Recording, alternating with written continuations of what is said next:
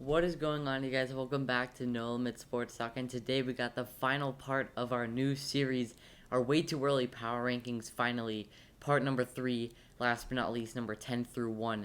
So we're gonna get straight into it. And if you do not know how this series works, it is basically my way too early power rankings. Their team right now. What if the season started tomorrow? What would their team look like, and what would my power rankings be? So let's get straight into it. Number 10, starting off with the Indianapolis Colts. This team is a good team right now, and I would probably honestly have them higher, having undoubtedly to me a top 3 defense in the league. But the only thing that they have not figured out yet is their quarterback spot. And currently they have Jacoby Brissett, which is the reason I have them down here. But if they get a guy like Carson Wentz, who I think that they'll be able to trade for soon within the next week or two, honestly, I think that the Colts will easily be higher on this list, probably in the top 8. But for now, with Jacoby Brissett, I think that they have some weapons on their team. T.Y. Hilton and obviously some more guys. Um, I think that this team is easily going to make the playoffs next season with their guys, Darius Leonard, Malik Hooker. Their defense is so good and so talented that their defense alone should be able to get them to the playoffs. So I think that the Colts, if they can get Carson Wentz, they're a playoff lock. I can tell you that. Moving on, number 9, the Dolphins. I'm going to get some controversy for this. Also, I am a Dolphins fan. A little bit of bias going into this. But if we're talking about the Dolphins, we went 10-6 last season. We should have made the playoffs. I mean, seriously. You look at the games that we lost. I know that one of them was to the Chiefs. We kept it within a 7-point game. We kind of blew a lead. We had like a 10-point lead and stuff. But we forced Mahomes to throw 3 interceptions in that game, I think. And one was this insane one-handed snag by Xavier Howard. But one had to be to the Bills, of course. Another to the Patriots in Week 1, which was a careless loss. But then one specifically, that was the week that Joe Burrow tore his ACL. Tua sort of got his heel clipped by an offensive lineman. The Dolphins took him out of the game because they were kind of scared.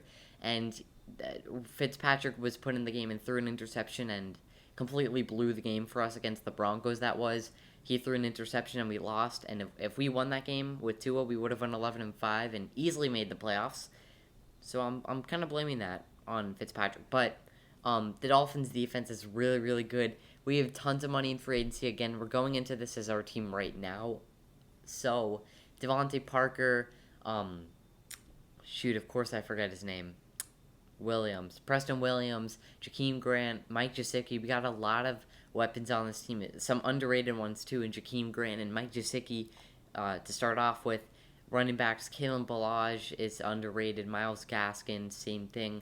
And Tua isn't the best quarterback, but, he's still a rookie, you know what I mean? So, he's got time to develop. Same with the whole entire roster, to be honest. But moving on, number 8, I got the Cleveland Browns. The Browns made a good run last year. Were able to get to the second divisional round versus the Chiefs. Weren't able to hold on there. But they kept it close, and they were able to, unfortunately, lose on a 4th down conversion by Chad Henne. So that sucks for them, for their way to lose the season. But they didn't have OBJ. They didn't even have their head coach coaching them. They had their special teams coordinator head coaching them. So I think next year with OBJ back healthy and Nick Chubb, Baker Mayfield, David Njoku, Jarvis Landry, and Myles Garrett, all their defensive guys and offensive too, that team is looking really, really scary, to be honest. Crazy to think how it was only 3-4 years ago that they went 0-16. So I definitely have high hopes for them this year. I think that they'll be able to get to the second round depending on how the AFC is looking next season, but I think that they're a playoff lock with the team that they are now, unless any injuries happen next season. I don't really think that they have any changes to make. Baker Mayfield is all set. Nick Chubb, one of the best running backs in the NFL. Jarvis Landry and OBJ, one of the best wide receiver cores in the NFL. Then you look at David Njoku, a great player, and the offensive line is great with Jedrick Wills a steal in the draft. So definitely, Browns in a good spot currently. Moving on, number 7, I got the Seattle Seahawks. There's been rumors about them trading Russell Wilson, but again, the team right now is really, really good. They got to improve their defense, though. Really. The Seahawks defense was not playing good last season, and I don't know why. They have Jamal Adams, who's supposedly one of the best safeties in the league. Bobby Wagner, supposedly one of the best linebackers in the league. But their offense is elite, although Russell Wilson kind of dropped off in the second half. I thought he was going to win MVP after week 1, and through week 7 or so, he was looking good, and then week 8 to 17 just stopped playing like an MVP. But other than that, I mean, if Russ can keep playing like that through the beginning of the season, then he's looking like an MVP. And if he can keep that up throughout the whole season, like I just said, then you have Russ, Chris Carson. Your O-line is decent. It's not the best, but decent. DK Metcalf, Tyler Lockett. I already said Chris Carson, but I'll say it again. David Moore, Greg Olsen just retired, so I'm not even sure who they're starting. Jacob Hollister, maybe?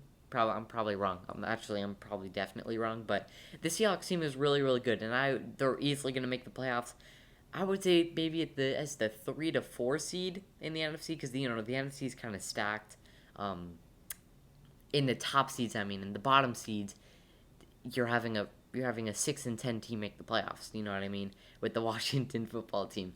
But I think that all these top 10 teams are playoff locks if nobody gets injured or something like that happens. But moving on, the Ravens. It's mainly because of Lamar Jackson. Their wide receivers aren't even too great. Marquise Brown and who else?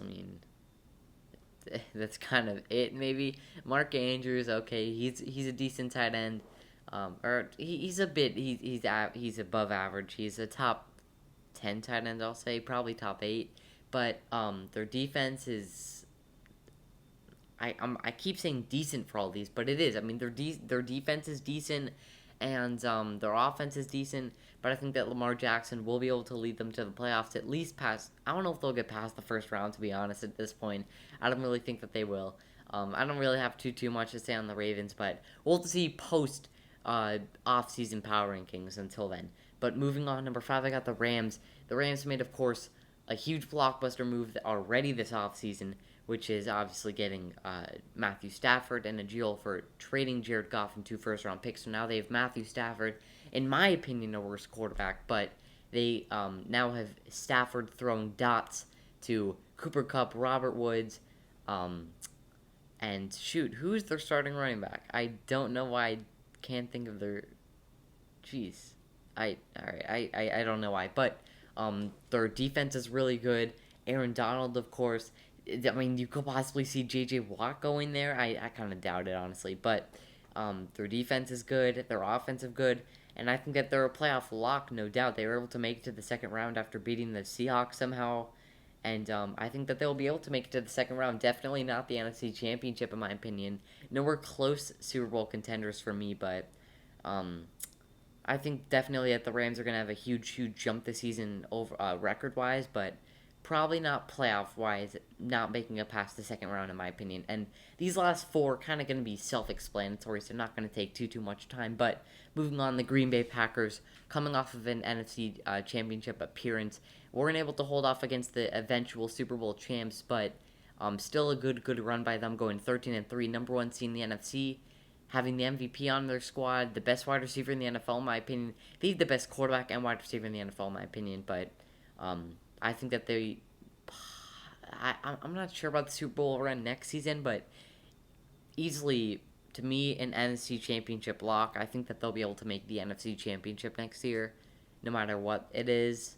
So, but yeah, the Packers are easily a playoff lock and a great team right now. Buffalo at number 3, these are all self-explanatory. Josh Allen, a extremely great young and upcoming quarterback who could possibly even win MVP next season. Stephon Diggs, a great wide receiver who helped Josh Allen be a contender, be a finalist for MVP. And Devin Singletary, not the strongest run game, but their defense is so strong. Terrell Edmonds, Trey White. Their defense is just so good. Their offense is too good, too.